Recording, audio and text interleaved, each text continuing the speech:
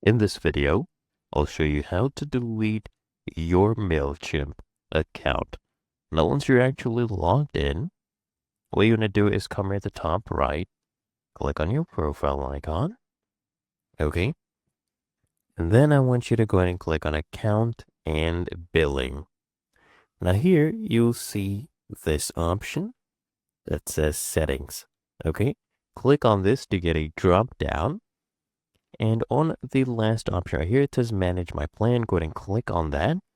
Just scroll all the way down here. And then I want you to go ahead and click on delete my account. Remember, you lose all data associated with your account permanently, all your campaigns, all your contact. If you're okay with that, click on continue to delete. And then you'll have to confirm your account password. So I'll type that in right here. And then I want you to go ahead and type in delete. And then just go ahead and click on permanently delete. Okay. Now, as soon as you click on this, your account will be permanently deleted. So we'll go ahead and close this right now. It's going to ask you why you decided to delete your Mailchimp account. Okay. You can go ahead and answer this if you would like. You don't really have to do that. You can just go ahead and press on the X button. And as you can see right here, your account has been closed. Okay.